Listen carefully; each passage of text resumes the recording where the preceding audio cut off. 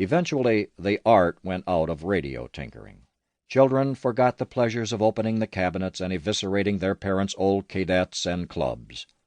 Solid electronic blocks replaced the radio set's messy innards, so where once you could learn by tugging at soldered wires and staring into the orange glow of the vacuum tubes, eventually nothing remained but featureless ready-made chips, the old circuits compressed 1,000-fold or more.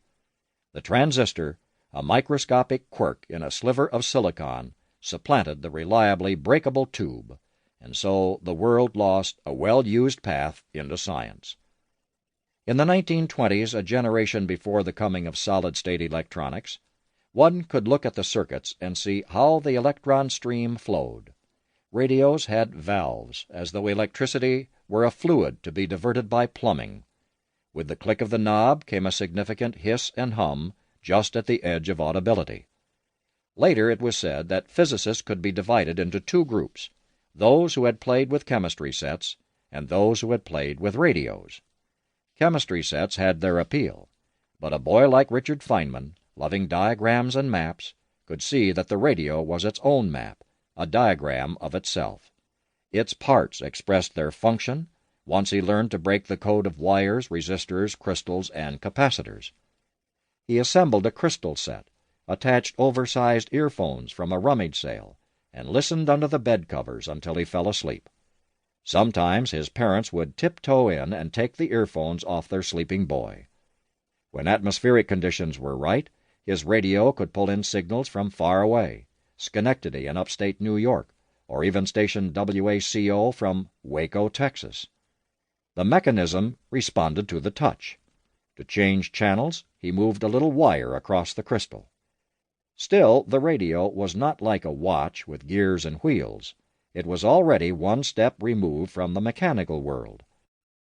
Its essential magic was invisible after all. The crystal, motionless, captured waves of electromagnetic radiation from the ether. Yet there was no ether, no substance bearing these waves.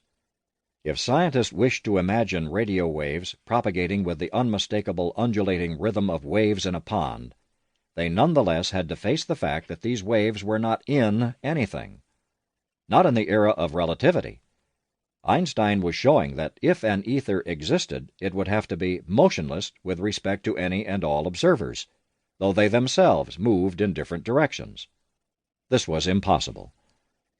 It seems that the ether has betaken itself to the land of the shades in a final effort to elude the inquisitive search of the physicist, the mathematician Hermann Weyl wrote in 1918, the year Feynman was born.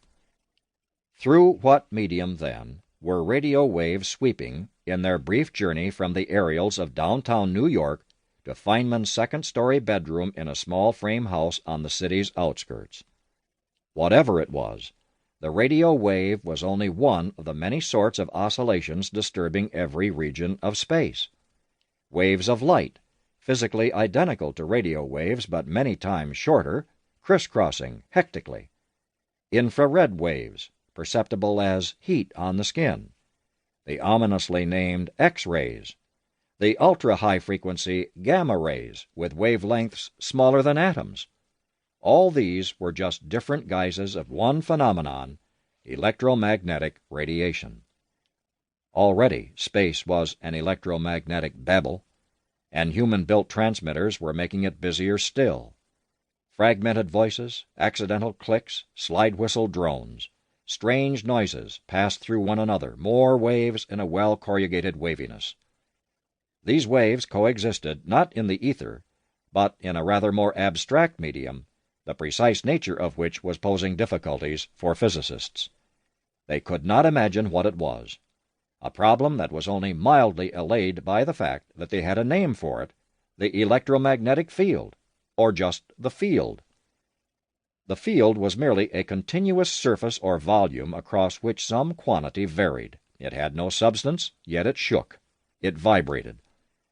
Physicists were discovering that the vibration sometimes behaved like particles, but this just complicated the issue.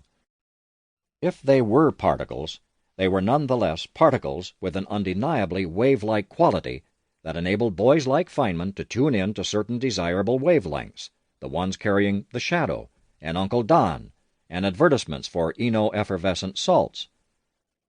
The scientific difficulties were obscure, known only to a handful of scientists more likely to speak German than English. The essence of the mystery, however, was clear to amateurs who read about Einstein in the newspapers and pondered the simple magic of a radio set.